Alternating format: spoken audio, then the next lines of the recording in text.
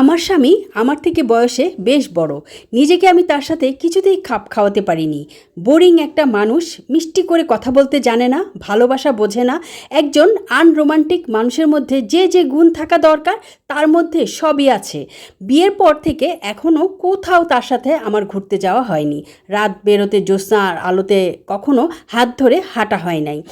আমার খুব ইচ্ছে করতো দুজনে মিলে একসাথে বৃষ্টিতে ভিজবো, কিন্তু তার নাকি ঠান্ডা লাগে। জ্যোৎস্না হলে যদি বলি চলো ছাদে যেয়ে একটু জ্যোৎস্না দেখে আসি, সে বলে জানালা দিয়েই তো দেখা যায়, ছাদে যাওয়ার কি দরকার, এত রাতে ছাদে ভূত আসে, ঠ্যাং ধরে আকাশে নিয়ে ফেলে দিবে। কখনো কক্সবাজার যাইনি আমি। যদি বলি এবার অফিসের চাপ কমলে ছুটি নিয়ে চলো না একটু কক্সবাজার ঘুরে আসি, সে বলে পুকুরে গিয়ে ডুব দিয়ে আসলেই তো হয়, জিনিস তো একই, ওখানে পানিও এখানেও পানি।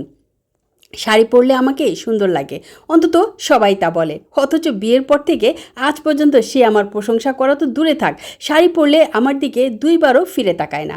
মুখ ভর্তি দাড়ি, আকর্ষণীয়হীন একজন মানুষ, না বোঝে রোমান্টিকতা, না বোঝে কথায় মিষ্টতা। আমার বড় আশা ছিল কোনো হ্যান্ডসাম যুবক আমার জীবনে আসবে, কিন্তু তখন লজ্জায় মাথা নুয়ে যায় যখন আমার বান্ধবীরা আমাকে বলে হুজুরের বউ। আমি সাজগোজ খুব পছন্দ করতাম, দামি পারফিউম ইউজ করতাম, কিন্তু এখন আমার সব শখ মাটি হয়ে গেছে। আমার ক্লাসমেট লায়লা আমার অন্তরঙ্গ বান্ধবী, তার বিয়ে হয়েছে এক কোটিপতির ছেলের সাথে, বাড়ি আছে, গাড়ি আছে, ইন্ডাস্ট্রি আছে, কিন্তু কোনো কিছুর অভাব নাই।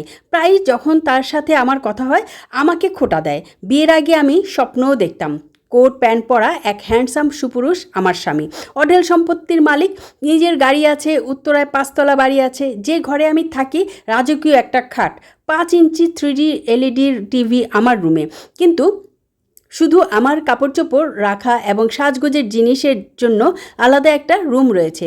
যত দামি ব্র্যান্ডের পারফিউম রয়েছে সব আমার সংগ্রহে আছে।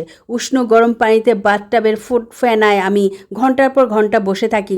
যখন বাইরে ইচ্ছা বের হই, জামা কোনটা রেখে কোনটা পরবো, ম্যাচিং করে জুতা আর কানের দুল, কালার মিল রেখে মেকআপ, এগুলো নির্বাচন করতেই আমার ঘন্টা পার হয়ে যায়।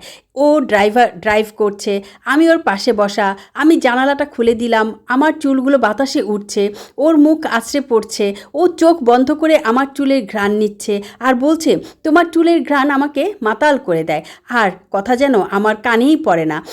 সে ভাব নিয়ে আমি বাইরে সবুজ ধান ক্ষেতের দিকে অপলক দৃষ্টিতে তাকিয়ে আছি।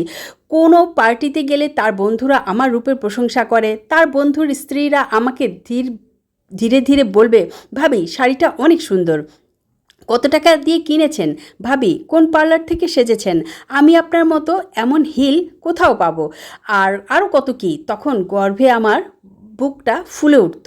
বিয়ের পূর্বে প্রতি রাতে এখন আমি স্বপ্ন দেখতেই আমি ঘুমোতাম। বিয়ের পরও অনেক রাতে আমি আমার অতীত স্বপ্নরাজ্যে বিচরণ করতাম, কিন্তু বেসুরো মোটা কণ্ঠের ডাকে আমার স্বপ্ন ভঙ্গ হতো। সাবিহার মা ওঠো, ফজরের আজান দিয়েছে। এভাবে কত রাতের মিষ্টি স্বপ্ন তিনি আমার ভঙ্গ করেছে তার হিসাব নাই। এর মধ্যে এক সকালে অনুভব করলাম আমার গর্ভের 3য় সন্তানের অস্তিত্ব। আমি ভেবেছিলাম সেই খুশিতে আমাকে জড়িয়ে ধরবে বা কিছু তো একটা বলবেই বা কিছু একটা করবেই, কিন্তু ও কোনো রিয়াকশনই দেখালো না। খুশি হয়েছে না রাগ হয়েছে না অন্য কিছু, কিছুই বুঝলাম না, শুধু আলহামদুলিল্লাহ বলেই শেষ। মেজাজ তো এমন চরম খারাপ হলো কি আর বলবো। মনে মনে সারাদিন নিজের কপালকে গালি দিতে লাগলাম।